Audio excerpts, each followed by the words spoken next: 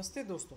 आज हम लोग एन की क्लास 7th की इंग्लिश की supplementary book an alien hand के chapter 6 I want something in a cage का कॉम्प्रिहेंशन चेक 2 डिस्कस करने जा रहे हैं। इस चैप्टर का कॉम्प्रिहेंशन चेक फर्स्ट हम लोग इससे पहले वाले वीडियो में डिस्कस कर चुके हैं। आइए डिस्कस करते हैं comprehension check 2। Question 1. Do you think the atmosphere of Mr. Purcell's shop was cheerful or depressing? आप क्या सोचते हैं कि मिस्टर पर्सेल की दुकान का वातावरण खुशनुमा था या निराशाजनक? Give reasons for your answer. अपने उत्तर के लिए कारण बताओ। इसका उत्तर है the atmosphere of Mr Purcell's shop was depressing. Mr Purcell की दुकान का वातावरण काफ़ी निराशाजनक था। इट सीम्स टू बी, ऐसा लगता है, because there are so much noise of birds and animals sound pervaded in shop. ऐसा लगता है क्योंकि वहाँ पर पक्षियों और जानवरों की आवाज़ों का शोर दुकान में सभी जगह फैला हुआ था।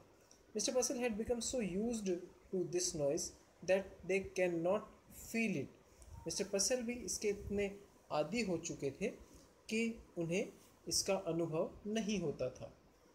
Describe the stranger who came to the pet shop, what did he want. जो अजनबी पालतू चीज़ों की या पालतू वस्तुओं की दुकान में आया था उसका वर्णन करें। व्हाट डिड ही वांट, वह क्या चाहता था। इसका उत्तर है the man had shiny shoes and close cropped hair. आदमी के जूते चमकदार थे और बाल छोटे ट्रिम किए हुए थे। His suit was cheap, ill fitted but was look new. उसका सूट सस्ता था जिसकी फिटिंग अच्छी नहीं थी लेकिन नया था। He wanted to get something that was in a cage, something that had wings and that can fly also. वह ऐसी चीज़ चाहता था जो पिंजरे में हो, जिसके पंख हो और जो उड़ सके। Question 3. The man insisted on buying the doves because he was fond of birds. Do you agree? आदमी ने कबूतरों को खरीदने के लिए ज़िद की क्योंकि वह उन्हें पसंद करता था। Do you agree? क्या आप इस बात से सहमत हैं? आंसर, इसका उत्तर है No. He did not fond of birds. नहीं, वह पक्षियों को पसंद नहीं करता था। Although he wants something that was in a cage and that can fly. लेकिन फिर भी उसने ऐसी चीज़ की मांग की जो पिंजरे में हो और उड़ सके। सो ही कैन लिबरेट देम, ताकि वह उन्हें मुक्त कर सके। तीसरा question, how had he earn the $5 he had.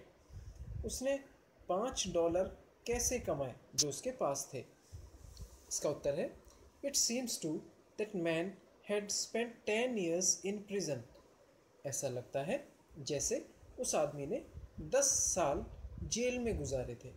There he worked hard and was paid only $5 and a cheap suit. उसने वहाँ बहुत मेहनत की लेकिन उसे वहाँ पर सिर्फ $5 और एक सस्ता सूट मिला। Question 4. Was the customer interested in the care and feeding of the doves he had bot. क्या ग्राहक कबूतरों की खाने में या देखरेख करने में इंटरेस्टेड था या उसकी रुचि थी जो उसने खरीदे थे। If not, why not. अगर नहीं तो ऐसा क्यों नहीं। इसका उत्तर है the customer was not interested in the care and feeding of doves he had bought. ग्राहक जिसने कबूतरों को खरीदा था वह उनकी देखभाल में और खाने पीने का ध्यान रखने में बिल्कुल भी उसकी रुचि नहीं थी। He just wanted to get them free. He did not want to keep them as a pet. वह सिर्फ उनको मुक्त करना चाहता था, उन्हें पालतू बना के नहीं रखना चाहता था। एक्सरसाइज में 2 क्वेश्चंस दिए गए हैं, आइए उनको भी डिस्कस कर लेते हैं।